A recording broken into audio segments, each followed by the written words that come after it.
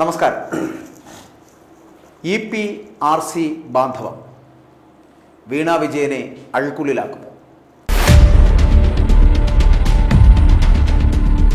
ഇതാണ് നമ്മളിന്ന് ചർച്ച ചെയ്യപ്പെടുന്ന വിഷയം. EP ജയരാജൻ എന്ന രണ്ടാമനായ കമ്മ്യൂണിസ്റ്റിലെ നേതാവും RC എന്ന രാജീവ് ചന്ദ്രശേഖർ BJPയുടെ സംസ്ഥാന അധ്യക്ഷൻ, ഇങ്ങനെ ഇവർ രണ്ടുപേർ ചേർന്നിട്ടുള്ള ഒരു സമവാക്യം ഉണ്ട്. ആ സമവാക്യത്തിൻ്റെ പുറത്താണോ വീണ വിജയൻ കുരുക്കുകളിൽപ്പെട്ടു പോകുന്നത്? ഇനി ജയിലറയ്ക്ക് ഉള്ളിലേക്ക് പോകാൻ പോകുന്നതും ഇവർ തമ്മിലുള്ള ഈ ബാന്ധവമാണോ? ഇത് വളരെ സംശയിക്കേണ്ട ഒരു കാര്യമാണ്. അതുകൊണ്ട് തന്നെയാണ് ഇതൊരു ചർച്ചാ വിഷയമാക്കുന്നത്. ഇവിടെ EP ജയരാജൻ്റെ പല പ്രവർത്തനങ്ങളും പലപ്പോഴും നമ്മൾ കണ്ടിട്ടുള്ളതാണ്. ആ പ്രവർത്തനങ്ങളിലൊക്കെ BJPയുമായി അടുക്കുന്ന ഒരു സാഹചര്യം പലപ്പോഴും കണ്ടതുമാണ്. അതിന് പിന്നിൽ ഈ രാജീവ് ചന്ദ്രശേഖർ ഉണ്ടായിരുന്നുവെന്നോ അല്ലെങ്കിൽ മറ്റേതെങ്കിലും നേതാക്കൾ ഉണ്ടായിരുന്നു എന്നല്ല. നമുക്കറിയാമല്ലോ, പ്രകാശ് ജാവദേക്കറുമായിട്ടുള്ള കൂടിക്കാഴ്ച, അതിനുശേഷം ബംഗാരി ദത്താത്രേയമായിട്ട് കൂടിക്കാഴ്ച നടത്തുന്ന EP ജയരാജൻ നമ്മൾ കാണുന്നു. അതിനുശേഷമാണ് വൈദേഹം റിസോർട്ടുമായിട്ട് ബന്ധപ്പെട്ട് വരുന്ന വിഷയങ്ങളിലെ രാജീവ് ചന്ദ്രശേഖറിൻ്റെ ഇടപെടൽ അടക്കം. അപ്പോൾ CPMൻ്റെ കരുത്തനായ നേതാവ്, കാരണം പിണറായി കഴിഞ്ഞാൽ രണ്ടാമനെന്ന് വിശേഷിപ്പിക്കപ്പെടാൻ കഴിയുന്ന ഒരു നേതാവാണ് EP ജയരാജൻ. ആ EP ജയരാജനും രാജീവ് ചന്ദ്രശേഖരനും തമ്മിലുള്ള ഏതെങ്കിലും തരത്തിലുള്ള ബന്ധം, ആ ബന്ധം വീണയെ കുരുക്കിലാക്കുന്ന തരത്തിലെത്തിയിട്ടുണ്ടോ എന്ന് അന്വേഷിക്കേണ്ടതുണ്ട്. ഇത്തരത്തിലൊരു സ്ഥിതിവിശേഷം എന്തുകൊണ്ടാണ് ഉണ്ടായിട്ടുള്ളത്? അങ്ങനെ ഉണ്ടാകുവാനുള്ള സാഹചര്യം എന്തുകൊണ്ട് സംഭവിച്ചു എന്നുള്ളത് സുനിൽ എന്ത് തോന്നുന്നു ഇതിനെക്കുറിച്ച്? ഇതുമായിട്ട് ബന്ധപ്പെട്ട് ഞാനീ പറഞ്ഞ ആദ്യത്തെ ആമുഖത്തിൽ പറയുന്നത് പോലെ ഇപ്പം അത്തരമൊരു ബാന്ധവം ഉള്ളതായി ഈ സംശയിക്കുന്നവരെ നമുക്ക് തെറ്റു പറയാൻ സാധിക്കത്തില്ല. കാരണം നമ്മൾ ഈ കഴിഞ്ഞ ഒരു 1.5 കൊല്ലത്തെ പ്രവർത്തനങ്ങൾ നിരീക്ഷിച്ചാൽ അത് ഏതാണ്ട് യാഥാർത്ഥ്യത്തിലേക്ക് വരുന്ന സിംറ്റംസാണ് നമുക്ക് കാണുവാൻ സാധിക്കുന്നത്. ഏറ്റവും എടുത്തു പറയേണ്ടുന്ന ഒരു കാര്യം, വീണ വിജയനുമായി ബന്ധപ്പെട്ട ഇത്തരം ഒരു ആരോപണം ഉണ്ടായ സമയത്തൊന്നും കേരളത്തിലെ BJP ഘടകത്തിൻ്റെ ഒരു നിലപാട് എന്തായിരുന്നു? ഒരു പ്രതിഷേധ സമരം പോലും ഇതിനെതിരെ ഉണ്ടായിട്ടുണ്ടോ? അന്നേരം അവർ ഇത്രയും ഗുരുതരമായ സംസ്ഥാന മുഖ്യമന്ത്രിക്കെതിരെ അല്ലെ സർക്കാരിനെതിരെ ഉള്ള ഏറ്റവും വലിയൊരു ആയുധം വീണ് കിട്ടിയിട്ടും സുരേന്ദ്രൻ്റെ നേതൃത്വത്തിലുള്ള ആ ഒരു സംസ്ഥാന നേതൃത്വം അതിനെ വിനിയോഗിച്ചില്ല. അവർ മൗനം പാലിക്കുകയായിരുന്നു. ഒരു പ്രത്യക്ഷ സമരം പോലും അവർ അതിനെതിരെ നടത്തിയില്ല എന്ന് പറയുമ്പോൾ തന്നെ നമുക്ക് ഒരു സംശയത്തക്ക ഒരു സാഹചര്യം അവിടെ നിലനിൽക്കുന്നു. ഇപ്പോഴിതാ അസംതൃപ്തനായ EPയെക്കുറിച്ച് യാതൊരു വിവരമില്ല. പൊതുവെ ഒതുക്കപ്പെട്ടു എന്ന അത്രയും ഒരു തകർന്ന ഹൃദയവുമായി EP അവിടെ ഇരിക്കുന്നു. അന്നേരം ആ ഒരു സാഹചര്യത്തിൽ ഇപ്പോൾ ഇതാ ഒരു നേതൃത്വ മാറ്റം ഉണ്ടായ സമയത്ത് ഉടൻ തന്നെ രാജീവ് ചന്ദ്രശേഖർ ചുമതല ഏറ്റെടുത്ത ഉടൻ തന്നെ ഇതാ ആ കേസിന് ഒരു ജീവൻ വെക്കുന്ന ഒരു പ്രതീതി ഉണ്ടാകുന്നു. കുറ്റപത്രം സമർപ്പിക്കപ്പെടുന്നു. ഉടൻ തന്നെ 11ാം പ്രതിയായ വീണയെ ചോദ്യം ചെയ്യാനുള്ള സാഹചര്യം ഒരുങ്ങുന്നു. ഒരു അറസ്റ്റിലേക്കുള്ള സാധ്യത വരെ ഒരുങ്ങുന്നു. അത്രയും തീർച്ചയായും നമുക്കതിൽ സംശയിക്കുന്നതിൽ തെറ്റില്ല എന്ന് വേണം പറയാൻ. തീർച്ചയായിട്ടും. ഞാൻ ഈ EP ജയരാജനുമായിട്ടുള്ള വിഷയം പറയുമ്പോൾ നമുക്കറിയാം EP ജയരാജൻ എത്രത്തോളം പിണറായി വിജയനുമായിട്ട് അടുപ്പമുണ്ടായിരുന്ന ആളായിരുന്നു. EP ജയരാജൻ എത്രത്തോളം പിണറായിക്ക് വേണ്ടപ്പെട്ട ആളായിരുന്നു എന്നുള്ളത് നമുക്ക് അറിയാവുന്ന കാര്യമാണ്. പക്ഷെ പെട്ടെന്നാണ് അനഭ്യുതനായത്. ഈ അദ്ദേഹത്തിൻ്റെ പരമാധികാരങ്ങൾ അടക്കം എടുത്ത് മാറ്റുന്ന ഒരു സ്ഥിതിവിശേഷം നമ്മൾ കണ്ടു. LDF കൺവീനർ സ്ഥാനത്തേക്ക് അദ്ദേഹത്തെ മാറ്റുന്നത് നമ്മൾ കണ്ടു. മാത്രമല്ല MV ഗോവിന്ദനെ പോലൊരു സംസ്ഥാന സെക്രട്ടറി അല്ലായിരുന്നു CPMന് ആവശ്യം. കാരണം അതിനേക്കാളും ഏറെ സീനിയോറിറ്റി ഉണ്ടായിരുന്ന നേതാവായിരുന്നു EP ജയരാജൻ എന്ന് പറഞ്ഞത്. ആ EP ജയരാജനെ തഴഞ്ഞുകൊണ്ട് MV ഗോവിന്ദനിലേക്ക് എത്തിയത് എന്തുകൊണ്ടാണെന്ന് പറഞ്ഞാൽ അത് പിണറായിയുമായി ബന്ധപ്പെട്ട ഒരു വിഷയമാണ്. പക്ഷേ എന്തുകൊണ്ടാണ് പിണറായിക്ക് പെട്ടെന്ന് അനഭിമതനായി തീർന്നത് ഈ EP ജയരാജൻ? അതിനെക്കുറിച്ച് എന്ത് തോന്നുന്നു? കാരണം പിണറായി അടുത്തറിയാവുന്ന ഏവർക്കും അറിയാം അത്രത്തോളം ഒരു കൗശല ബുദ്ധിക്കാരനാണ് പിണറായി. പിണറായിയെ സംബന്ധിച്ചിടത്തോളം കൃത്യമായിട്ട് ഓരോ വ്യക്തിയെക്കുറിച്ചും കൃത്യമായ ധാരണയും വിലയിരുത്തലുള്ള ഒരു മനുഷ്യനാണ്. അന്നേരം തൻ്റെ ഒരു മനസാക്ഷി സൂക്ഷിപ്പുകാരൻ എന്ന് പറയുന്ന, തൻ്റെ സന്തത സഹചാരി എന്ന് പറയാവുന്ന EPയെ പോലെ ഒരാളെ പെട്ടെന്ന് അയാൾക്കെതിരെ ഇത്തരത്തിലൊരു നിലപാടെടുക്കണമെന്നുണ്ടെങ്കിൽ അതിന് തക്കതായ കാരണമുണ്ടാകണം. അത് പലപ്പോഴും അത് പുറത്ത് പറയാൻ വയ്യാത്തക്ക വളരെ ശക്തമായ, എന്നാൽ അദ്ദേഹം ചില ഉപമകളിലൂടെയൊക്കെ ചില കാര്യങ്ങളൊക്കെ പറയാൻ ശ്രമിച്ചു എങ്കിൽ പോലും അതൊന്നും കൺവിൻസിങ് അല്ല. അന്നേരം അതിൽ നിന്നും വ്യക്തമാണ് പിണറായി വിജയനെ സംബന്ധിച്ചിടത്തോളം കൃത്യമായിട്ട് ഇത്തരത്തിലുള്ള ഈ ഒരു ബന്ധം ഇദ്ദേഹം പതുക്കെ ഒരു BJP ചേരിയിലേക്ക് പോകുന്നു. അതല്ലെങ്കിൽ ഇദ്ദേഹം നാളെ നമുക്ക് കുരുക്കാകുമെന്ന് മനസ്സിലാക്കി അദ്ദേഹത്തെ ഇത് മുൻകൂട്ടി അറിഞ്ഞ് ഉള്ള ഒരു വെട്ടലും ഒതുക്കലുമായിരുന്നു നടത്തിയതെന്നുള്ളത് നിസ്സംശയം പറയാം. അതായത് പിണറായി വിജയനോട് എതിർത്താൽ, അല്ലെങ്കിൽ പിണറായി വിജയൻ എന്ന് പറയപ്പെടുന്ന രാഷ്ട്രീയ നേതാവിനോട് അല്ലെങ്കിൽ മുഖ്യമന്ത്രിയോടൊക്കെ എതിർത്താൽ, അദ്ദേഹവുമായി ബന്ധപ്പെട്ട് വരുന്ന വിഷയങ്ങൾ ഏതെങ്കിലും തരത്തിലൊരു തീരുമാനത്തിലേക്ക് എത്താതിരുന്നാൽ, ഇതൊക്കെയാണ് അനഭിമതനാകുന്നതിനുള്ള കാരണങ്ങളായി മാറുന്നത്. ഞാൻ ഈ പറഞ്ഞ പോലെ ഇ.പി. ജയരാജൻ എന്ന് പറയപ്പെടുന്ന ആളെ ഞാൻ പറഞ്ഞല്ലോ, ഒരു പാർട്ടിക്കപ്പുറം ഈ പാർട്ടിയെ എത്രത്തോളം സ്നേഹിച്ച് അതിനോടൊപ്പം നിൽക്കാൻ ശ്രമിച്ച ഒരു നേതാവ് കൂടിയായിരുന്നു ഇ.പി. ജയരാജൻ. ഈ കണ്ണൂരിലെ ത്രയങ്ങൾ, ജയരാജ ത്രയങ്ങൾ ഉണ്ടായിരുന്നു. ഈ EP. Jayarajan, MP. Jayarajan, P. Jayarajan എന്ന് പറയപ്പെടുന്ന ഈ ത്രയങ്ങളുണ്ട്. ഈ ത്രയങ്ങളുടെ ഇടയിൽ വളർന്ന ഒരു പ്രസ്ഥാനമാണ് ഈ കമ്മ്യൂണിസം, CPM എന്ന് പറയപ്പെടുന്നത് കണ്ണൂരിൽ. അപ്പോൾ അവിടെ ഏറ്റവും ശക്തനായ ഒരു നേതാവ് കൂടിയായിരുന്നു ഇ.പി. ജയരാജൻ എന്ന് പറയുന്നത്. സുധാകരനുമായിട്ട് വരുന്ന വിഷയങ്ങളൊക്കെ പാർട്ടിയിൽ എത്രത്തോളം അദ്ദേഹത്തിന് ഒരു അവസരങ്ങൾ ഉണ്ടാക്കി കൊടുത്തിട്ടുണ്ട് എന്നുള്ളതുമൊക്കെ കഴിഞ്ഞ കാലങ്ങളിലൊക്കെ നമ്മൾ മനസ്സിലാക്കിയിട്ടുള്ളതാണ്. അപ്പോൾ അത്രത്തോളം വേണ്ടപ്പെട്ട ഒരാൾ വളരെ പെട്ടെന്ന് പിണറായിക്ക് വേണ്ടപ്പെട്ട ആളല്ലാതായി മാറുകയും അദ്ദേഹം മറ്റൊരു ചേരിയിലേക്ക് പോകാനുള്ള സാധ്യത ഉണ്ട് എന്നുള്ള ചില വാർത്തകൾ, ചിലപ്പോൾ അത് കമ്പി, നമ്മൾ പറയില്ല കരക്കമ്പി എന്ന് പറയപ്പെടുന്ന അത്തരത്തിലുണ്ടാകുന്ന ഒരു സ്ഥിതിവിശേഷം ഉണ്ടാവുകയും ചെയ്തു. പക്ഷേ എവിടെയൊക്കെയോ എന്തൊക്കെയോ ചില ദുസ്സൂചനകൾ ഉണ്ട്. അതെ, അതിന് ക്ലാരിറ്റി വരുത്തേണ്ടുന്നത് രാജീവ് ചന്ദ്രശേഖരനാണ്. കാരണം എന്താ വെച്ചാൽ ലോക്സഭാ തെരഞ്ഞെടുപ്പ് സമയത്ത് ഇത്തരം ഒരു ബാന്ധവം അദ്ദേഹത്തിന് വളരെയേറെ ആ ഒരു വിവാദം ഡാമേജ് ഉണ്ടാക്കാൻ സാധ്യതയുണ്ടായിരുന്ന ഒരു വിവാദമായിരുന്നു. എന്നാൽ ആ സ്റ്റേജ് കഴിഞ്ഞു. ഇപ്പോൾ അദ്ദേഹത്തെ സംബന്ധിച്ചുള്ള ഒരു സംസ്ഥാന അധ്യക്ഷന്റെ പദവിയിൽ ഇരിക്കുന്ന അദ്ദേഹത്തെ സംബന്ധിച്ചിടത്തോളം ഇത്തരത്തിലുള്ള ഒരു ഇടതുപക്ഷത്ത് നിന്നും അല്ലെങ്കിൽ ഒരു പാർട്ടിയിലെ അത്രയും പ്രബലനായ ഒരു സീനിയർ മോസ്റ്റായ ഒരു നേതാവിനെ ഉപയോഗിച്ച് തന്നെ ആ പാർട്ടിയിൽ വലിയൊരു വിള്ളലുണ്ടാക്കാൻ സാധിക്കുന്നു, അവരുടെ മർമ്മത്തടിക്കാൻ സാധിക്കുന്നു. ആ വ്യക്തിയെ എത്രയും പെട്ടെന്ന് അവരുടെ പക്ഷത്തേക്ക് ചേർന്ന് നിർത്തി, ഒരു ഒളിമറയത്ത് നിർത്തി അദ്ദേഹത്തെ ഒരു നിഴൽ യുദ്ധത്തിന് ഉപയോഗിക്കുന്നതിന് പകരം ഇവരുടെ പക്ഷത്തേക്ക് കൊണ്ടുവരാൻ സാധിച്ചാൽ അത് RCയുടെ വലിയൊരു നേട്ടമാകുകയും മാറും. ഈ സംശയം പലരെയും, നിരപരാധികളായ പലരെയും സംശയിക്കുന്നത് ഒഴിവായി കിട്ടുകയും ചെയ്യും. അത് നമുക്ക് അത്തരത്തിൽ അത് ചിന്തിക്കുകയും ചെയ്യാം. പക്ഷേ ഇതിനകത്ത് വേറൊരു കാര്യമുണ്ടല്ലോ, ഈ എങ്ങനെ ഒരു ഈ വീണ വിജയൻ എന്ന് പറയപ്പെടുന്ന വ്യക്തി മാസപ്പടി കേസുമായിട്ട് ബന്ധപ്പെട്ടിട്ട് അഴിക്കുള്ളിലേക്ക് പോകേണ്ട ഒരു സാഹചര്യത്തിലേക്ക് എത്തപ്പെടുന്നത്. ഈ 21-ന് മുമ്പാണ് ഇവരെ ചോദ്യം ചെയ്യപ്പെടേണ്ടതും ചിലപ്പോൾ അത് അറസ്റ്റിലേക്ക് എത്തുവാനുള്ള സാധ്യതകളൊക്കെ ഉണ്ടായേക്കാം. അപ്പോൾ അത് താങ്കൾ ഈ പറഞ്ഞ പോലെ, ആദ്യം പറഞ്ഞ പോലെ സംസ്ഥാന അധ്യക്ഷനായതിനു ശേഷം BJP നേതാവായി മാറിയ രാജീവ് ചന്ദ്രശേഖരൻ്റെ ഇടപെടൽ കൊണ്ടാണോ ഇതിനൊരു ജീവൻ വെച്ചത്, ഈ കേസിൻ്റെ ജീവൻ വെച്ചത് എന്നുള്ള സംശയമുണ്ട്. ഈ സംശയം വയ്ക്കുമ്പോഴും ഇതിന് ജീവൻ വെപ്പിച്ചെടുക്കുവാനുള്ള ശ്രമത്തിൻ്റെ ഭാഗമായിട്ട് ഇ.പി. ജയരാജൻ്റെ കോൺട്രിബ്യൂഷൻ അതിനകത്തുണ്ടായിരുന്നു. അഥവാ ഉണ്ടെങ്കിൽ തന്നെ എന്തുകൊണ്ടാണ് ആ ഉന്നം പിണറായിയിലേക്ക് എത്താത്തത്, പകരം മകളിലേക്ക് എത്തിയത്? പിണറായി വിജയൻ എന്ന് പറയപ്പെടുന്ന രാഷ്ട്രീയ നേതാവിനെ പാർട്ടി സഹായിക്കുമെന്നുള്ള ഒരു സംശയം അത് ഇ.പി. ജയരാജന് ഉള്ളത് കൊണ്ടാണോ അത്തരത്തിലൊരു സമീപനം സ്വീകരിച്ചത്? കാരണം മകൾക്കിരിക്കട്ടെ ഈ ഒരു വെട്ട് എന്ന് വിചാരിച്ചു കാണുമോ? തീർച്ചയായും അത്രയുമൊക്കെ ചിന്തിക്കാനുള്ളൊരു ശേഷി ഇ.പിക്ക് ഉണ്ടോ എന്ന് നമുക്ക് സംശയിക്കേണ്ടിയിരിക്കുന്നു.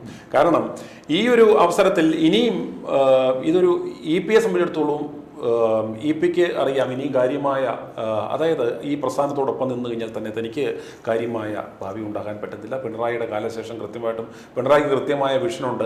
അടുത്തത് ആരെയാക്കണം, ആ മരുമോന് വേണ്ടിയുള്ള സാമ്രാജ്യമാണ് അദ്ദേഹം പണിതുകൊണ്ടിരിക്കുന്നത്. അതുകൊണ്ട് ഇനിയും അവരെ പോലുള്ള അധികപ്പറ്റുകളായ ആളുകൾക്ക്, അല്ലെങ്കിൽ ഈ പ്രസ്ഥാനത്തിന് വേണ്ടി ചോരയും നീരും വെടിയുണ്ടയും ഒക്കെ ഏറ്റ തങ്ങൾക്ക് അവശേഷിക്കുന്നത് എന്താണെന്ന് കൃത്യമായിട്ടും അദ്ദേഹത്തിന് കൃത്യമായൊരു ധാരണയുണ്ട്. അന്നേരം അതുകൊണ്ട് അദ്ദേഹത്തെ സംബന്ധിച്ചിടത്തോളം ഇപ്പോൾ അദ്ദേഹം ഒരു ഇനിഷ്യേറ്റീവ് എടുത്തിട്ടില്ലെങ്കിൽ പോലും അദ്ദേഹം അതിനുള്ള സംവിധാനങ്ങളെല്ലാം ഒരുക്കി കൊടുത്ത് അദ്ദേഹം ഇത് സൈലൻ്റായിട്ട് പിന്നാമ്പുറത്തിരുന്നത് എൻജോയ് ചെയ്യുന്ന ഒരു മാനസികാവസ്ഥയിലായിരിക്കും.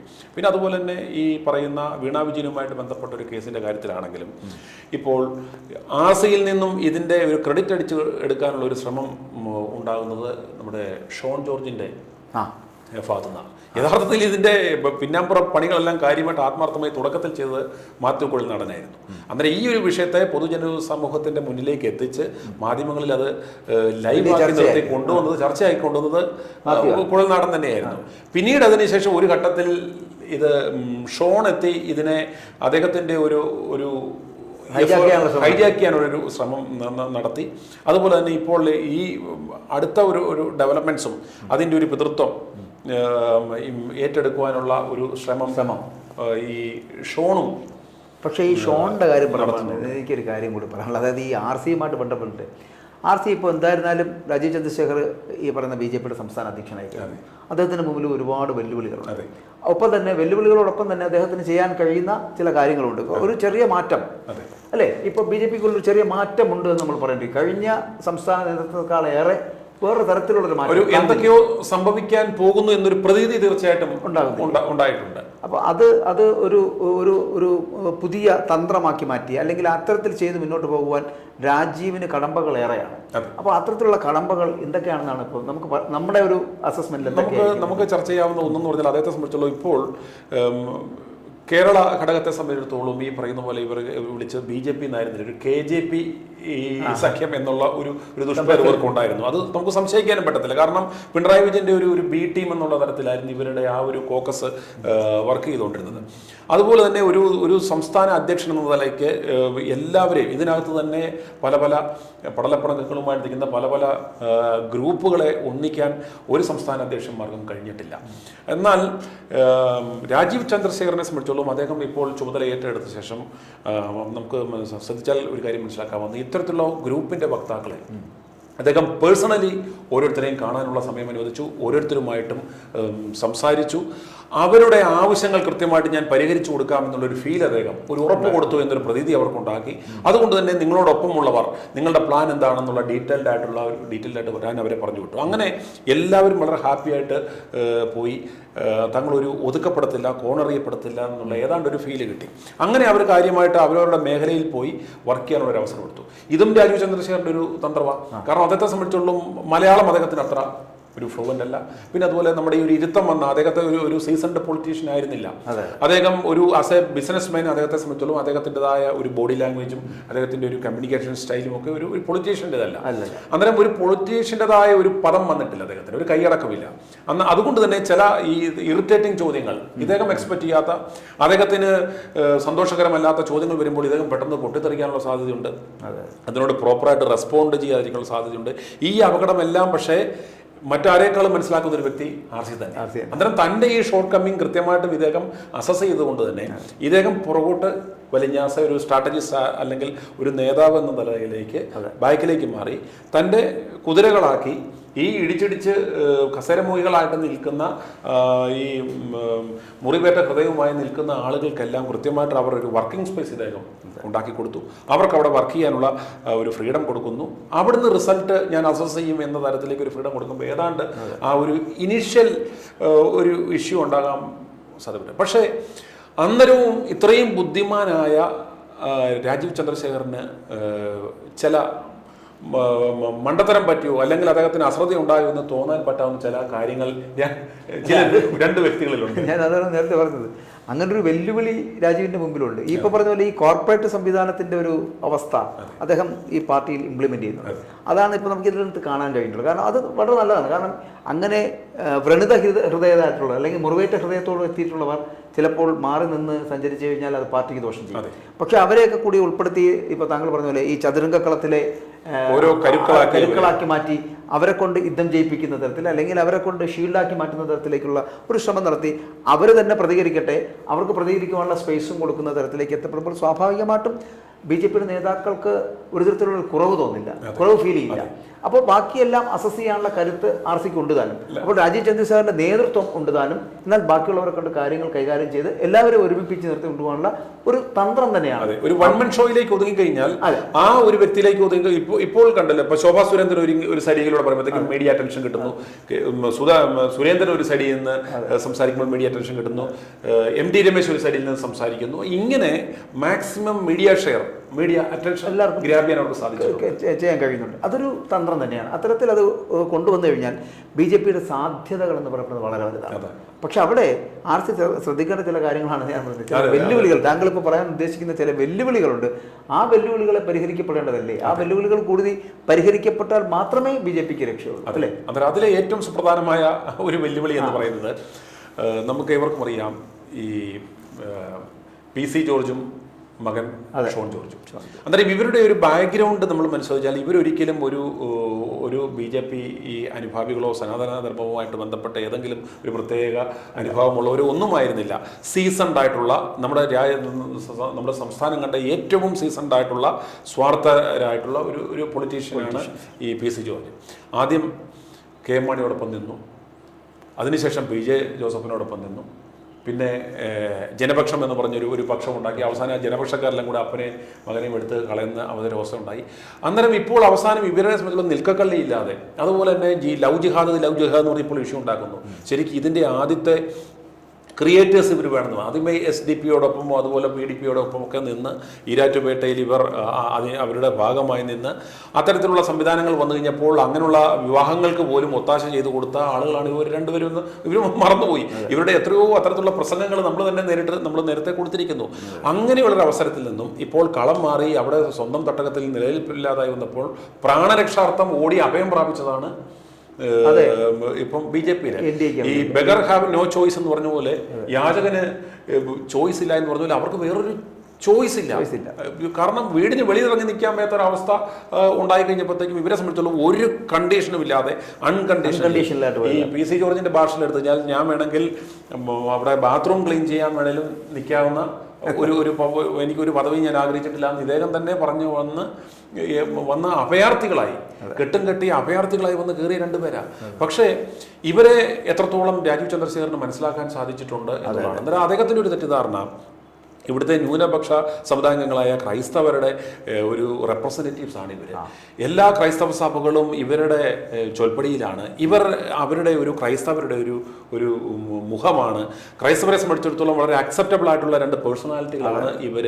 അതോടൊപ്പം തന്നെ ഇവരുടെ കയ്യിൽ ഇവർ വിചാരിച്ചു കഴിഞ്ഞാൽ ക്രൈസ്തവരുടെ വോട്ട് മറിക്കാൻ പറ്റും, അത്തരത്തിലുള്ളൊരു പ്രഷർ ഗ്രൂപ്പായിട്ട് ഫംഗ്ഷൻ ചെയ്യാൻ പറ്റും, കാറ്റലിസ്റ്റുകളാകും എന്ന് കരുതിയാണ് ഇദ്ദേഹത്തിൻ്റെ ലോക്സഭാ സമയത്ത് ഇവരെ കൊണ്ട് ഇദ്ദേഹത്തെ ഇൻട്രൊഡ്യൂസ് ചെയ്തു.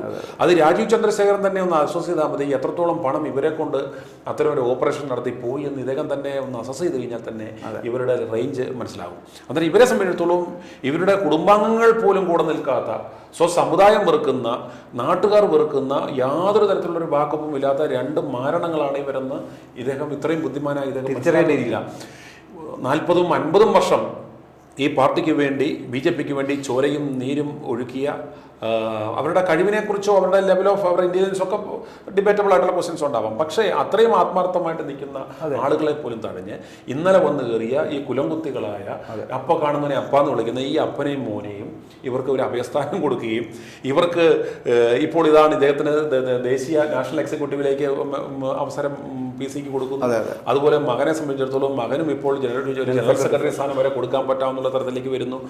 അന്നേരം ഇങ്ങനെയൊക്കെ വരുമ്പോഴത്തേക്കും ഇതിനുവേണ്ടി, ഈ പ്രസ്ഥാനത്തിന് വേണ്ടി അഹോരാത്രം കഷ്ടപ്പെട്ട ആളുകളുടെ അവസ്ഥ നോക്കുക. എന്ത് മെറിറ്റിൽ രാജീവ് ചന്ദ്രശേഖരനെ സംബന്ധിച്ചിടത്തോളം അത് തീർച്ചയായിട്ടും ഇങ്ങനെ അഭയാർത്ഥികൾ വന്നാൽ സ്വീകരിക്കുന്നതിൽ തെറ്റില്ല.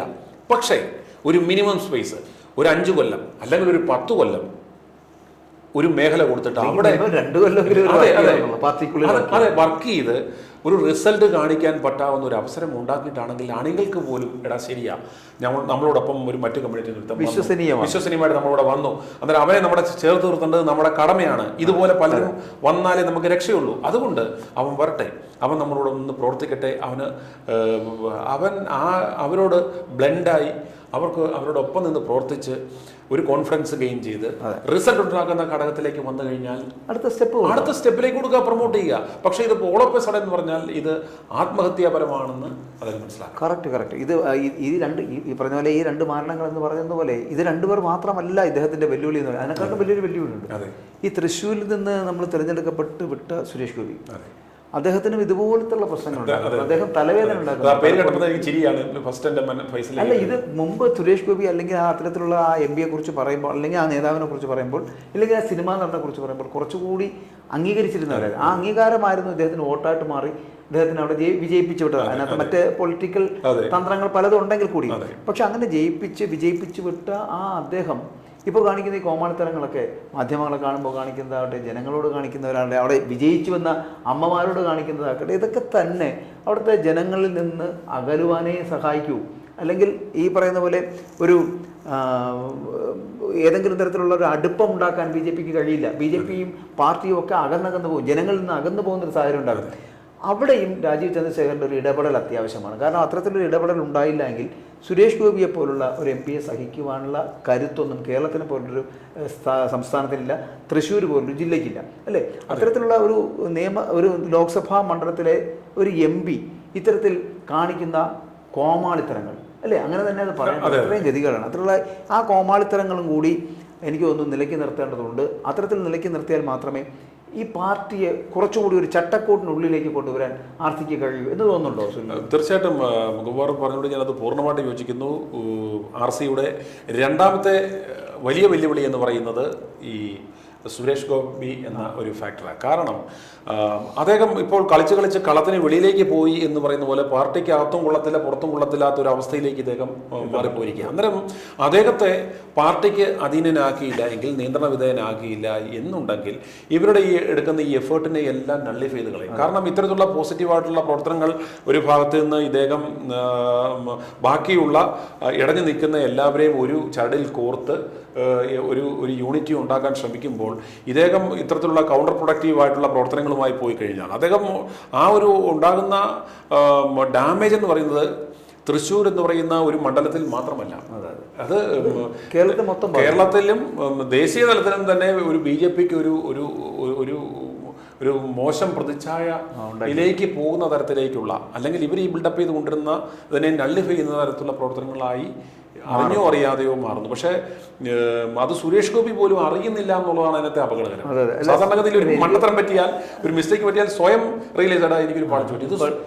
ഇതിലെ അപകടം എന്ന് പറയുന്നത് സുരേഷ് ഗോപിക്ക് പോലും സുരേഷ് ഗോപിക്ക് തിരിച്ചറിയാൻ കഴിഞ്ഞാൽ സുരേഷ് ഗോപി ഇപ്പോഴും അഭിനയിച്ചുകൊണ്ടിരിക്കുക. അതാണ് അതിൻ്റെ ഏറ്റവും വലിയ പ്രശ്നം. പുള്ളി അതിൽ നിന്ന് ഇറങ്ങി വന്നാൽ മതി.